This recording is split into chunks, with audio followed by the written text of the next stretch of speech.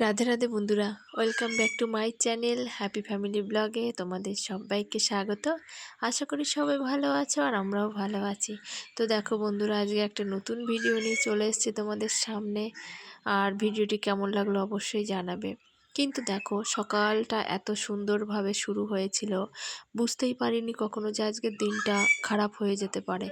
মানে সকাল থেকেই দেখো, আজকে না তোমাদের দাদা ভাইয়ের আজকে বিয়ে বাড়ি ছিল, তো সেই মতোই মানে সকাল সকাল তাড়াতাড়ি করে উঠে পড়েছি, যেহেতু যাবে সেখানে, তো গুছিয়ে দিতে হবে, টিফিন করে দিতে হবে, সেই জন্য তো সকালবেলা উঠে দেখো দিনটি যেমন শুরু করি সেরকমই শুরু করেছি। কিন্তু যেহেতু অনেকটা তাড়াতাড়ি উঠেছিলাম সেই জন্য ভিডিওটা করতে পেরেছি, না হলে তোমাদের সঙ্গে এটাও শেয়ার করতে পারতাম না।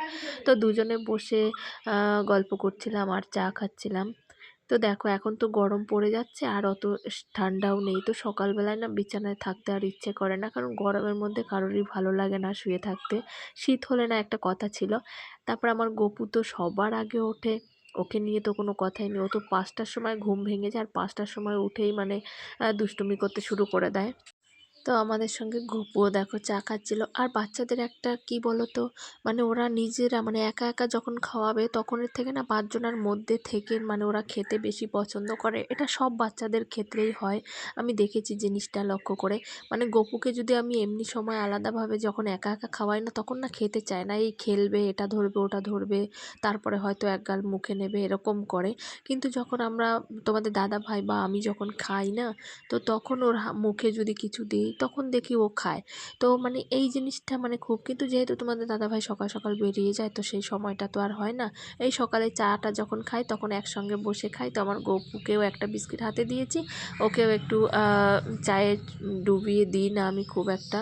তো হয়তো মাঝে মধ্যে একটু দিলাম হাতে বা একটু মুখে দিলাম, তো ও খায়। তো এইভাবেই ও খাচ্ছিল। আর বাচ্চারা দেখো যত চনমনে হবে ততই ভালো। আর আমার গপু না কখনোই শান্ত থাকে না, মানে ও ও খুব চনমনে। তো আমার এগুলো খুব ভালো লাগে। আর দেখো, চনমনে থাকাই ভালো, কারণ ও সবসময় হাসি খুশি থাকতে বেশি পছন্দ করে ছোট থেকেই। আর যখন মানে ওর শরীরটা একদমই মানে খুব খারাপ না হলে ও কখনোই চুপচাপ থাকার মানে ছেলে নয়। তো এই জিনিসটা খুবই ভালো। তো যাই হোক বন্ধুরা, তো ভালোই দিনটা যাচ্ছিল। তো সকাল থেকে না ভালোভাবে শুরু করেছি। আর দেখো, প্রতিদিনই ভাবি সকাল থেকেই যাতে দিনটা ভালো যায়। সবারই, কারোরই সংসারে অশান্তি বা ঝামেলা এগুলো ভালো লাগে না। আর সকাল থেকে তুমি যখনই বিছানা মানে বাসি বিছানা থেকে যখন ভালোভাবে ভালো মন নিয়ে উঠবে না, তো সেই দিনটা না ভালোই যাবে। তো এইভাবেই তারপর দুজনে মিলে আমরা গল্প করছি, গপু আমি সবাই মিলে। আর চা খাচ্ছিলাম।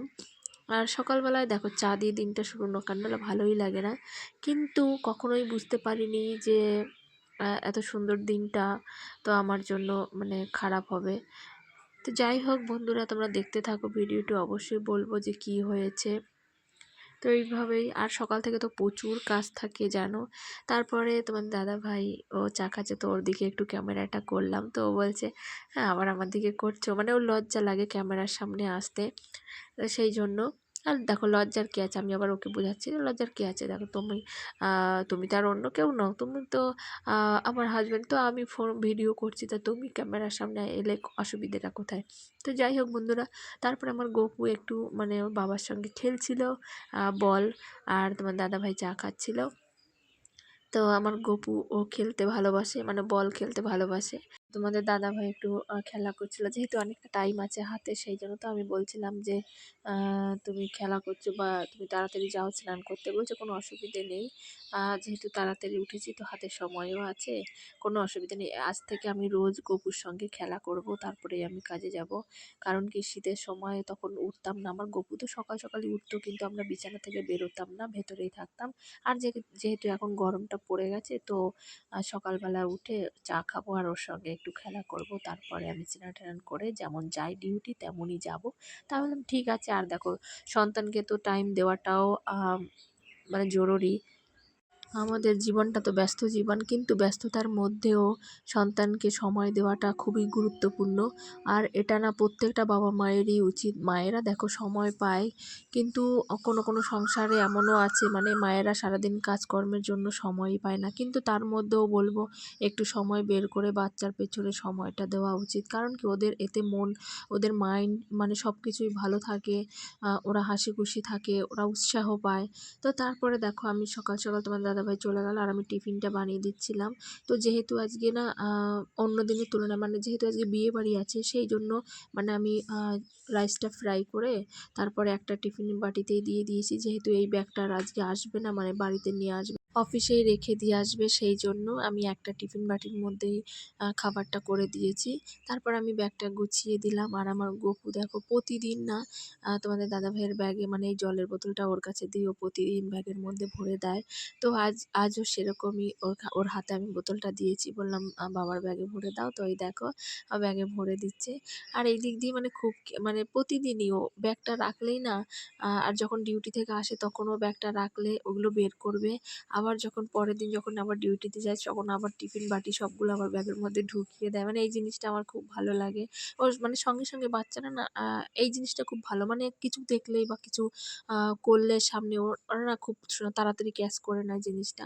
আর তারপরে দেখো আমি তোমাদের দাদাভাইয়ের মানে জামা কাপড়গুলো রেডি করে দিচ্ছিলাম, যেগুলো নিয়ে যাবে। তো আলাদা একটা ব্যাগে করে দিয়েছি, যাতে এইগুলো পরে ডিউটির পরে এগুলো পরে বিয়েবাড়ি যাবে। তারপর ওখান থেকেই রাতে চলে আসবে বাড়ি। আর যেগুলো নিয়ে যাবে ব্যাগ, তারপর ওই জামাকাপড়গুলো সেগুলো ও অফিসে রেখে দিয়ে আসবে। পরের দিন নিয়ে চলে আসবে। সেই মতোই তো আমি একটা আলাদা ব্যাগে করে দিচ্ছিলাম। আর আমার গপু তো আগে থেকেই না বুঝে যায়, মানে কেন জানি না, ওরা বুঝতে পারে যে কোথাও যাচ্ছে বা কিছু। আর তোমার দাদাভাই তো রেডি হয়ে আসলেই মানে আমার গপু পুরো কোলে যাওয়ার জন্য রেডি, মানে ও কোল থেকে আসবেই না। মানে ও বুঝে যায় ভালো জামাকাপড় পরলেই যে আজ কোথাও যাচ্ছে, তার মানে ও কোল থেকে আর নামতে চায় না। তো আমার ব্যাগ-ঠ্যাগ দেখো গোছানো হয়ে গেল। আর তোমার দাদাভাইও স্নান-টান করে খাওয়া-দাওয়া করে রেডি। তো ওই দেখো জুতো পরছিল, আর আমার গপু তো একদম যাওয়ার জন্য পুরো ব্যস্ত হয়ে পড়েছে। আর তোমার দাদাভাইয়ের প্রতিদিন এইটা ডিউটি। মানে ও যখনই ডিউটি যাবে তো বাবুকে নিয়ে গেট পর্যন্ত যায়।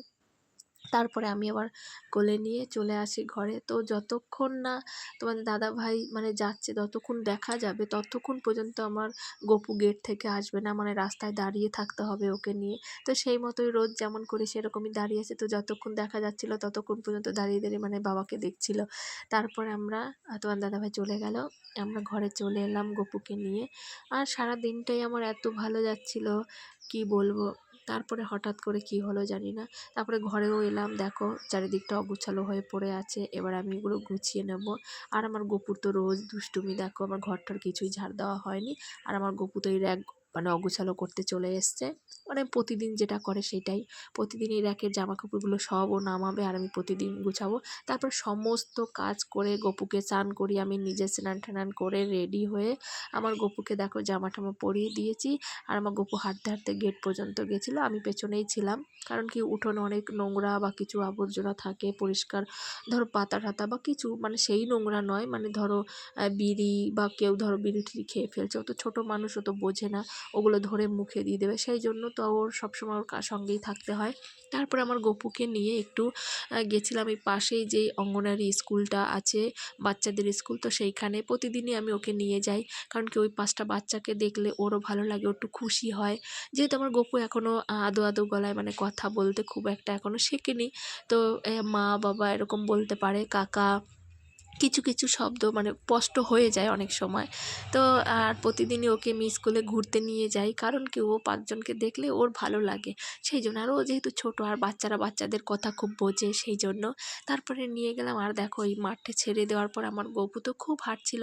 আর আমি ওই স্কুলে কথাও বললাম, মানে ওই স্কুলের দিদিমণি যিনি আছে তার সঙ্গে কথা বললাম আমার গপুর যেহেতু নামটা এখানে তোলা যাবে কিনা, সেই জন্য। যেহেতু আমি আমার বাপের বাড়িতে ছিলাম, তো আমাদের ওখানকার স্কুলে ওর নাম তোলা আছে। এবার যেহেতু আমরা ওখানে থাকি না, সেই জন্যই যাতে এইখানে নামটা তুললে ভালো হবে। দেখো আমার গপু যেহেতু আমি এখানে থাকি চুঁচুড়াতে, তো আমার এইটা হলো একদম ঘরের পাশেই স্কুলটা। তো আমার গপুরও ভালো হবে, একটু বড় হলে ওকেও নিয়ে যেতে পারবো, আমারও সময়টা পাস হয়ে যাবে, আর আমার গপুরও স্কুলে যাওয়া হবে, 5টা বাচ্চার সঙ্গে মিশবে, তো ওই জিনিসটাও খুব ভালো লাগছে। সেই জন্য আমি এখানে কথা বললাম যাতে আমার গপুর নামটা তোলা যাবে। তারপর বললো ঠিক আছে, ওখানের নামটা কেটে দিলেই এখানে নাম উঠে যাবে, অসুবিধে হবে না। তারপর আমার গপুকে নিয়ে দেখো ঘুরু ঘুরু করে চলে এলাম আমরা। আর এটা আমার গপুর যেহেতু ঘুমের টাইম হয়ে এসছে, সেই জন্য তো কিছু একটু খাওয়াতে হবে, সেই জন্য আমরা চলে এসেছি, বেশিক্ষণ না থাকিও নি আমি। আর এইখানেই মানে আমি মানে ভুলটা করে ফেলেছি, তো যাই হোক, বুঝে তো করিনি, কিন্তু বুঝতেও পারিনি যেহেতু গরম পড়ে গেছিলো, তো আমার গপুকে স্নান টান করিয়ে না আমি এই জামাটা পরিয়ে দিয়েছিলাম। আর অতটাও মানে ঠান্ডা নয়, সেই জন্য। আর যেহেতু পড়ে ফরে যায়, এখনও তো ঠিক করে হাঁটতে পারছে না, মানে আদো আদো গলায় যেমন বাচ্চারা কথা বলে সেরকমই আদো আদো পায়েও হাঁটছে, মানে টুকটুক করে। তো আর সবসময় ওর পাশেই থাকে যেহেতু পড়ে টরে যাতে না যায় সেই কারণে। কিন্তু আমিও বুঝতে পারিনি যে ভুলটা হয়ে গেছে আমার। তো তারপরে না ওখান থেকে চলে এসেছি, আসার পরে তো আমার গপুকে খাইয়ে দাইয়ে দিলাম, আর দেখলো উঠোনে খেলছিল। তারপরে ঘরে নিয়ে এলাম, আর দেখো দুপুর, এখন দুপুর টাইম, যেই টাইমটাতেও ঘুমোই প্রতিদিন, মানে 2:30 বাজে, তখন 2:30 পৌনে 3টে এরকম বাজে। তো প্রতিদিন তো একরকম হয় না, দেখো 2:30টার সময় কোনো দিন ঘুমোয়, কোনো দিন হয়তো 10 মিনিট আগে পরে হয়ে যায় এরকম। তারপরে দেখো আমার গপুকে ঘুম পাড়িয়ে দিলাম খাওয়া দাওয়া করিয়ে, আর আমি সমস্ত কাজ টাজ গুছিয়ে নিলাম।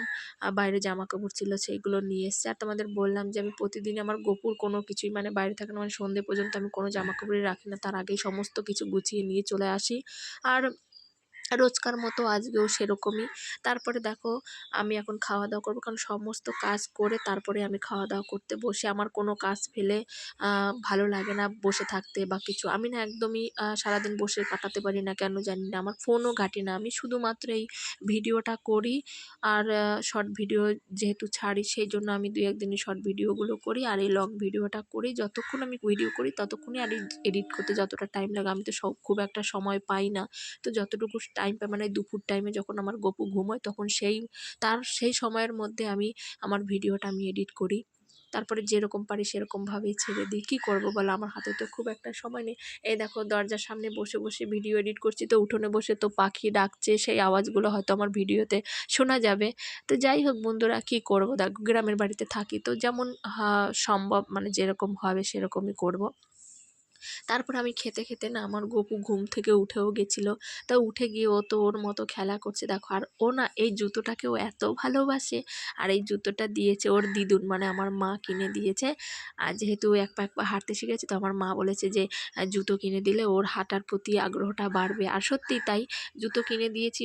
আর তারপর থেকেই না ও শুধু ওই জুতোটা পরবে, আর জুতোটা মানে কখনোই ওর হাত থেকে ছাড়বে না। তো তারপরে দেখো জুতোটা পরিয়ে দিয়েছি। আর তারপর আমরা খাওয়া দাওয়া করে জুতো টুতো পরিয়ে আমার গপুকে জামা ঠামা পরিয়ে আমরা একটু চলে গেলাম বাইরে ঘুরতে। আর না সন্ধেও হয়নি, অনেক বেলা তখন।